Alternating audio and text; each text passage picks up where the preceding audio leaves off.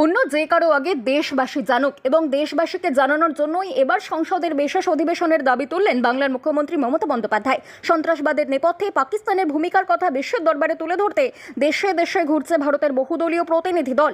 তার মধ্যেই পাকিস্তানের সঙ্গে সংঘাত এবং পরবর্তী ঘটনা প্রবাহের বিষয়ে যাতে দেশবাসী জানতে পারেন সেই লক্ষ্যে সংসদে বিশেষ অধিবেশন চাইলেন বাংলার মুখ্যমন্ত্রী তথা তৃণমূলের সর্বময় নেত্রী মমতা বন্দ্যোপাধ্যায়।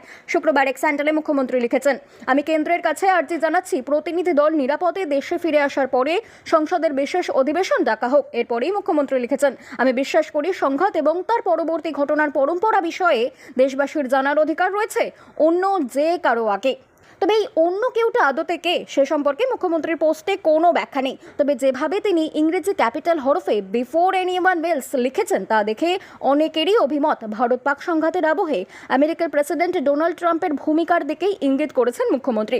ঘটনাচক্রে ভারত পাকিস্তান যুদ্ধবিরতির কথা প্রথম ঘোষণা করেছিলেন ডোনাল্ড ট্রাম্প। এও বলেছিলেন তিনি দুই দেশকে বলেছেন সংঘাত বন্ধ না করলে বাণিজ্য বন্ধ করবে আমেরিকা। তারপর দুদেশ যুদ্ধবিরতিতে রাজি হয়। মুখ্যমন্ত্রী তার পোস্টে স্পষ্টই দাবি তুলেছেন বিশেষ অধিবেশন ডেকে দেশবাসীকে সবটা জানানো হোক, যদিও এটিকে তিনি আর্জি হিসেবেই উপস্থাপিত করেছেন। তৃণমূল নেত্রীর পোস্টকে রিপোস্ট করেছেন দলের সর্বভারতীয় সাধারণ সম্পাদক তথা সাংসদ অভিষেক বন্দ্যোপাধ্যায়ও।